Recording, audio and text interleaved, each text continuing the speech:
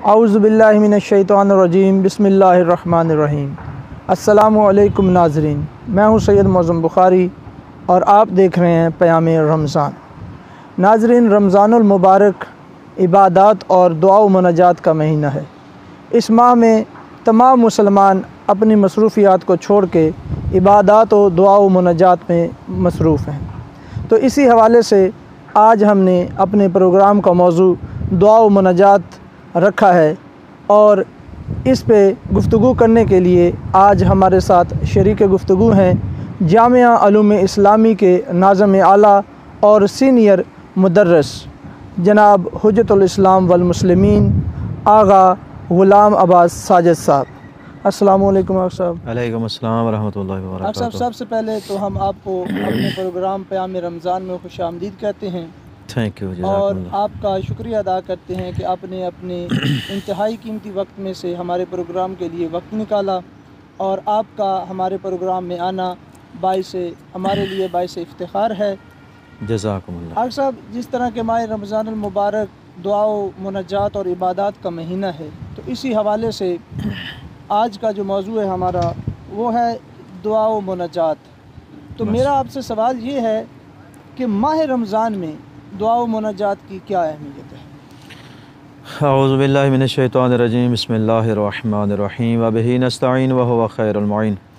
सबसे पहले मैं आपका शुक्रिया अदा करता हूँ कि आपने अपने प्रोग्राम में बंदा नाचीज़ को लब कुशाई करने का मौका फ़राहम किया है। दुआ गो हूँ परवरदिगार आलम बेहक़ चहरदा मासूमीन अलैहिमुस्सलातु वस्सलाम आपको और आपकी टीम को कामयाबियों से हमकिनार फरमाए और मौला आपकी तौफ़ीक़ात खैर में इजाफ़ा फ़रमाए। जैसा कि आपको मालूम है कि माह मुबारक रमज़ान इस्लाह नफ्स और तज़किया नफ्स की पाकीज़गी और रूह की पाकीज़गी के लिए एक बेहतरीन महीना है। खुदावंद आलम ने इस माह मुबारक में अपने तमाम इंसानों को दावत दी है कि वो अल्लाह के दस्तरखान तौहीद पर अल्लाह की नेमतों और रूहानी नेमतों को ज़्यादा से ज़्यादा इस्तेमाल करें और अपनी रूह को तक़वियत पहुँचाएँ। तो जिस तरह के माह मुबारक रमज़ान इस्लाह नफ्स के लिए और तज़किया नफ्स के लिए सिर्फ़ रोज़ा ही सिर्फ वो वाहिद ज़रिया नहीं है कि जिससे इंसान अपने नफ्स का तज़किया कर सके, बल्कि और बहुत से ऐसे आमाल मुस्तहब करार दिए गए हैं कि जो इंसान के सफ़ाए बातिन और इस्लाह नफ्स और तज़किया नफ्स का सबब बनते हैं। उनमें से एक रोज़ा है, उसके साथ साथ दुआ व मुनाजात, ज़िक्र खुदा, याद खुदा, तिलावत कुरान मजीद, सब्र व इस्तिक़ामत का हुसूल, हत्ता मुफलिस और नादार लोगों को इत्आम करके, इत्आमुल फ़ुक़रा वल मसाकीन, उनको खाना खिला के। तो मैं समझता हूँ कि ये वो आमाल हैं कि जिससे इंसान अपने नफ्स की इस्लाह कर सकता है। लेकिन इनमें से सबसे अहम वो अमल कि जो इंसान के इस्लाह नफ्स और इंसान की तज़किया नफ्स का मूजब और सबब बन सकता है, वो है दुआ व मुनाजात। चूँकि जैसा कि मौला अमीर अलैहिस्सलातु वस्सलाम इरशाद फरमाते हैं कि लिकुल्लि शैइन रबीउन व रबीउल कुरान रमज़ान, कि हर चीज़ के लिए एक मौसम बहार होता है और माह मुबारक रमज़ान कुरान मजीद का मौसम बहार है। तो जिस तरह कुरान के लिए मौसम बहार है माह मुबारक रमज़ान, इसी तरह दुआ मुनाजात के लिए भी मौसम बहार है माह मुबारक रमज़ान। क्यों? दुआ ही वो वसीला और ज़रिया है कि जो इंसान और उसके खालिक के दरमियान, या यूँ अर्ज़ करूँ कि आब्द और माबूद के दरमियान वसीला और राब्ते का ज़रिया बनती है। लिहाजा इंसान को वो हदीस कुदसी मुझे याद आ रही है कि अल्लाह पाक ने जब हज़रत दाऊद अलैहिस्सलाम पे नई वही नाज़िल फरमाई तो इरशाद कुदरत हुआ कि इन्ना लिल्लाहि फ़ी यौम दहरिकुम नफ़हातुन फतरस्सदू बिहा। फरमाया कि तुम्हारी ज़िंदगी में, तुम्हारी ज़िंदगी के अय्याम में अल्लाह के लिए ख़ास लम्हात व लहज़ात हैं। उन लहज़ात व लम्हात की जुस्तजू और ताक में रहो और उनसे होशियारी के साथ फ़ायदा उठाओ। उन लहज़ात व लम्हात के जिनमें खुदा से हमने तवस्सुल करना है, उन लम्हात में से एक लम्हा ये माह मुबारक रमज़ान है कि जो इंसान की और खुदा के दरमियान राबते का एक बेहतरीन वसीला और ज़रिया है।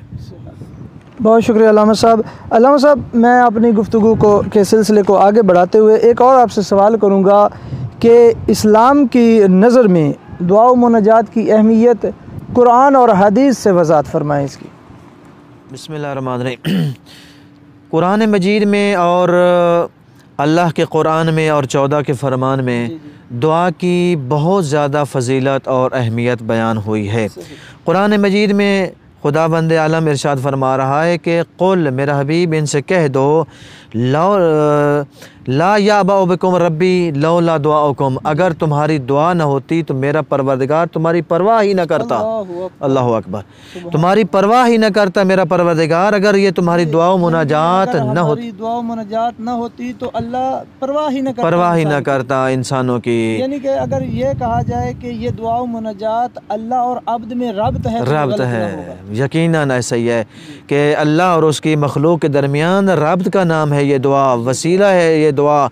यानी इंसान दुआ के ज़रिए अल्लाह से अपना राज व न्याज बयान कर सकता है। अगर ये भी कह दें कि दुआ के ज़रिए से इंसान, यानी कि दुआ एक ज़रिया है अल्लाह ताला से अब्द का मुलाकात करने का। वो मौला का मशहूर फरमान कि मैं जब चाहता हूँ कि मैं अल्लाह मुझसे बातें करे तो मैं कुरान पढ़ता हूँ, और जब मैं चाहता हूँ कि मैं रब से बातें करूँ तो मैं दुआ मांगता हूँ। यानी कि दुआ एक रब्त है अब्द और उसके माबूद के दरमियान, रब्त का नाम है, वसीले का नाम है। और दूसरा, कुरान में खुदावंद आलम ने खुद हुक्म दिया है, फरमाया कि उदऊनी अस्तजिब लकुम, तुम मुझे पुकारो, तुम मुझसे मांगो ताकि मैं तुम्हें अता करूँ, तुम मुझे पुकारो ताकि तुम्हारी मैं पुकार को सुनूँ। तो इसी आयत के आखिर में अल्लाह रब्बुल इज़्ज़त ने इरशाद फरमाया कि क़ाल रब्बुकुम उदऊनी अस्तजिब लकुम इन्नल्लज़ीना यस्तकबिरूना अन इबादती सयदखुलूना जहन्नम दाखिरीन, कि जो लोग मेरी इबादत से अकड़ते हैं तो खुदावंद आलम अन करीब उनको जहन्नम में डाल देगा। यानी दुआ करो, हुक्म देने के फ़ौरन बाद दुआ को इबादत का दर्जा दिया है कि अल्लाह ने फरमाया कि ये दुआ इबादत है और दुआ कबूल की जाती है। यानी इस आयत के तफसीरी नुकात को अगर हम देखें तो यानी दुआ का हुक्म अल्लाह ने खुद दिया है। यानी ये इतना महबूब अमल है खुदाबंद आलम की बारगाह में कि खुदा ने खुद हुक्म दिया है अपने बंदों को कि मेरे बंदो तुम मुझसे दुआ करो। और अल्लाह इधर ये भी इशारा फरमा रहा है कि अपनी इबादत पे फ़ख्र मत करो, अकड़ो नहीं, ये कहीं ये ना हो कि ये तुम्हारी इबादत सारी रायगा चली जाए। यानी कि इसलिए अल्लाह ने कहा कि तुम अपनी इबादत के साथ साथ दुआ व मुनाजात करो।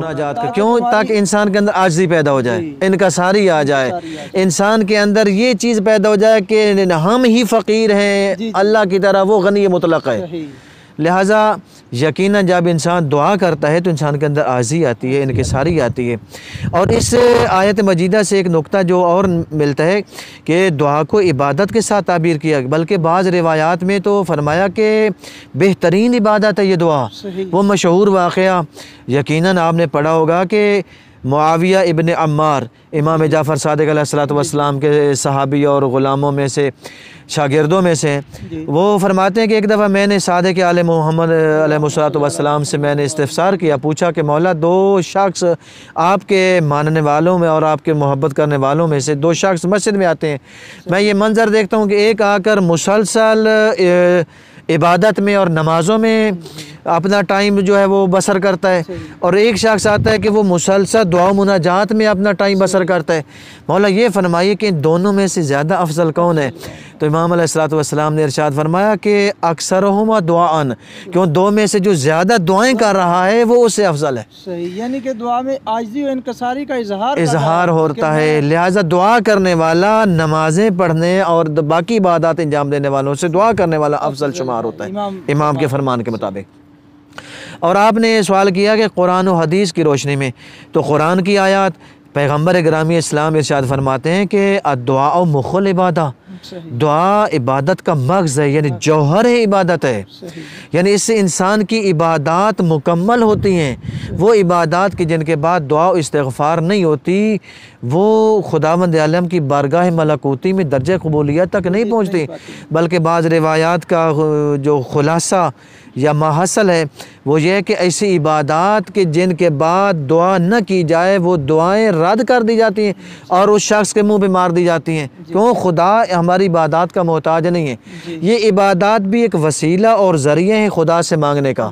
तो जिस इबादत के बाद खुदा से कुछ न मांगा जाए वो इबादत बेरूह है।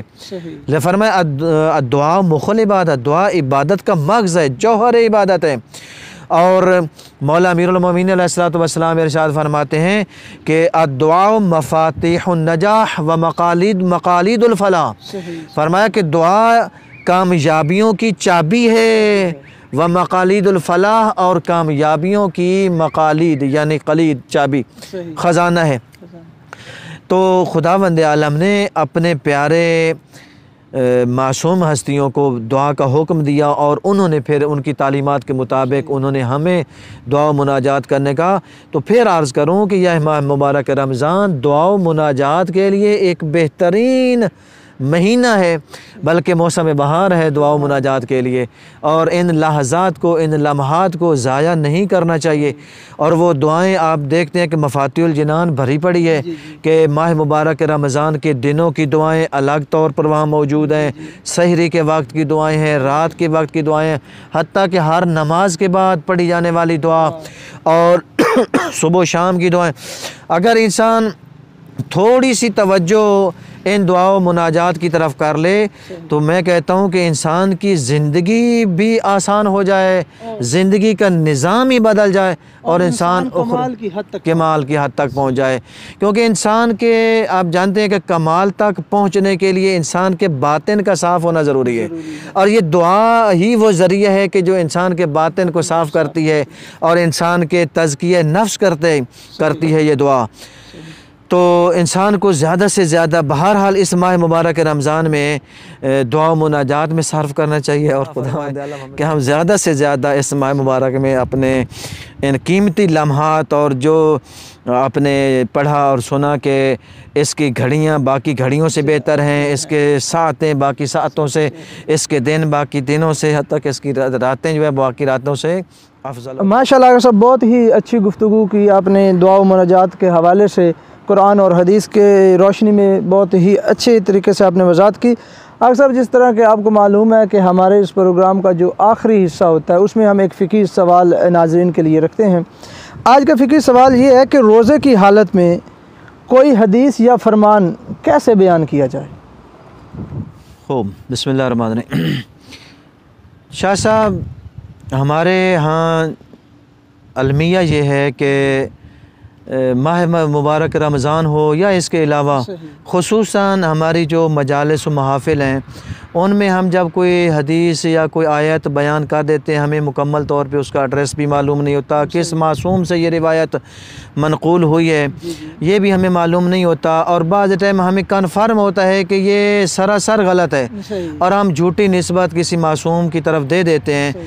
तो रोज़े की हालत में जो हुक्म है कि खुदा और उस खुदावंद आलम की तरफ और रसूल अकरम सल्लल्लाहु अलैहि वसल्लम की तरफ या उनके 12 बरहक जानशीनों में से किसी एक की तरफ, हत्ता कि एहतियात वाजिब की बिना पर सैयदा ज़हरा फ़ातिमा ज़हरा सलामुल्लाह अलैहा उनकी तरफ जानबूझकर किसी गलत बात की निस्बत देना। और अगरचे इसके फ़ौरन बाद इंसान कह दे कि मैंने जो कुछ कहा था गलत कहा था या झूठ बोला था या तौबा कर ले, माफ़ी मांग ले, उलमा फरमाते हैं वो झूठी निस्बत देते ही उसका रोज़ा बातिल हो जाता है। यानी अगरचे चाहे बाद में वो उसकी नफ़ी कर दे और उसके बाद माफ़ी भी मांग ले, तौबा भी कर ले, फिर भी रोज़ा बातिल हो जाएगा। यानी इतनी सख्ती से इस चीज़ को बयान किया गया है। इसी तरह अगर कोई चीज़ मासूम की तरफ से बयान हुई हो, हमें कन्फर्म है कि ये मासूम ने फरमाया है या किसी नबी ने फरमाया और हम उसकी नफ़ी कर दें तो भी रोज़ा बातिल हो जाएगा। या अगर फरमाया कि कोई ऐसी हदीस जो किसी नबी ने या मासूम ने बयान नहीं फरमाई और हम निस्बत दे दें कि यह मासूम ने बयान फरमाई है तो भी इंसान का रोज़ा बातिल हो जाता है।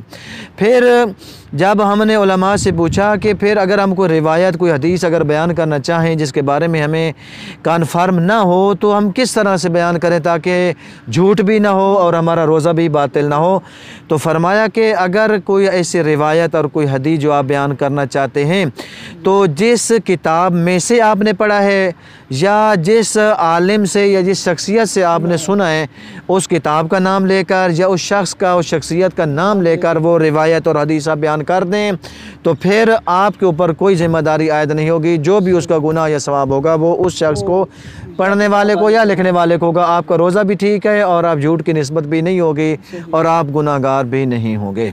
बहुत शुक्रिया आगा साहब, आप हमारे प्रोग्राम में तशरीफ़ लाए। जज़ाकल्लाह। और इसी के साथ नाजरीन, हमारे प्रोग्राम का वक्त ख़त्म होता है। इंशाल्लाह मुलाकात होगी आपसे अगली वीडियो में। तब तक के लिए अल्लाह निगहबान।